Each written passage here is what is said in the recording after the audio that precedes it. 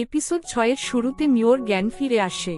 মিও দেখে তার হাত পা বাঁধা। তখন সে চিল্লাতে থাকে, আমাকে বাঁচাও, কেউ কি এখানে আছো?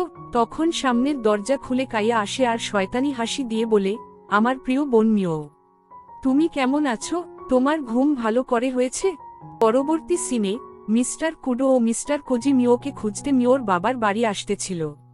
কোজি বলে, গাড়ি আরো জোরে চালান। কুডো বলে, খারাপ সময়ে সব সময় মাথা ঠান্ডা রেখে যেতে হয়।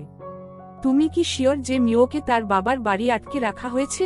কোজি বলে, আমি জানি মিওকে ওখানেই রাখা হয়েছে। তখন সিন শিফট হয় ও মিওকে দেখানো হয়। কাইয়া বলে, আরে মিও, তুই তো অনেক ভালো করে ঘুমিয়েছিলি, আমি তো ভেবেছিলাম তুই মারা গেছিস। তখন কাইয়ার মা বলে, ভেবেছিলাম তুই সারা জীবন কাজের লোকের মতো থাকবি। তুই কি ভেবেছিস তুই আমাদের মতো হবি? তুই কুডোর সাথে বিয়ে করতে পারবি না। আমি যা যা বলবো তোকে কুডোর সামনে তাই তাই বলতে হবে। তখন আবার কাইয়া বলে, মিস্টার কুডোকে আমি বিয়ে করে নিব, তুই তো মিস্টার কুডোর যোগ্যই না। এরপর কাইয়া একটি কেচি হাতে নেয় এবং মিওর দিকে আসতে থাকে আর বলে, তোর এই নীল জামাটা সুন্দর অনেক। তাহলে তুই এখন বল যে তুই মিস্টার কুডোকে বিয়ে করবি না, না হলে তোর জামা 1000 টুকরো করে ফেলব। আমি যখন মিস্টার কুডোকে বিয়ে করে ফেলব তখন তুই কোজিকে বিয়ে করতে পারবি। তুই কি রাজি মিও? কিন্তু মিও রাজি হয় না। এর সাথে সাথে কাইয়া মিওর জামা হালকা কেটে দেয়। এরপর কাইয়া মিওর গলায় কেচি রাখে আর বলে, বল তুই এই বিয়েতে রাজি না। এইভাবেই তারা মিওকে অত্যাচার করতে থাকে। এরপর ও মিও তাদের কথায় রাজি হয় না। তখন কাইয়ার মা মিওকে মারতে থাকে আর বলে, আমি তোকে সারা জীবন বড় করেছি, কিন্তু তুই আমার কথা শুনছিস না। বল তুই বিয়ে করবি না। অন্যদিকে কোজি দরজা খোলার চেষ্টা করছিল কিন্তু খুলছিল না। তখন কুডো বলে, সরে যাও, আমি খুলছি। তারপর তার লাইটিং পাওয়ার দিয়ে দরজা ভেঙে ফেলে। লাইটিং এর পাওয়ার এত বেশি ছিল যে কাইয়া ও কাইয়ার মা ঘাবড়ে যায়। তারপর তারা ভিতরে যাওয়ার সময় মিস্টার কোজির বাবা ও মিওর বাবা সামনে আসে। তখন কুডো বলে, মিও কোথায়? কোজির বাবা বলে, মিও আর কখনো কুডো পরিবারে যাবে না। মিও নিজেই বলেছে সে তোমাকে বিয়ে করবে না। কুডো বলে, মিও নিজে এসে এ কথা বলুক তাহলে। মিও কোথায়? তখন তারা একটি শিল্ড বানায় যাতে কুডো ভিতরে না আসতে পারে, কিন্তু কুডো সেই শিল্ড ভেঙে ফেলে। কোজির বাবা তখন ওয়াইন পাওয়ারের মাধ্যমে কুডোকে অ্যাটাক করে, কিন্তু কুডোর কিছুই হয় না। এরপর কত লাইটিং পাওয়ার ব্যবহার করে। অন্যদিকে কাইয়া ও তার মা এখনো মিওকে অত্যাচার করেই যাচ্ছে। কুডো যখন মিওর কাছে আসছিল তখন কোজির বাবা আবার কুডোর উপর ফায়ার পাওয়ার দিয়ে অ্যাটাক করে, কিন্তু কুডোর এখানে কিছুই হয় না।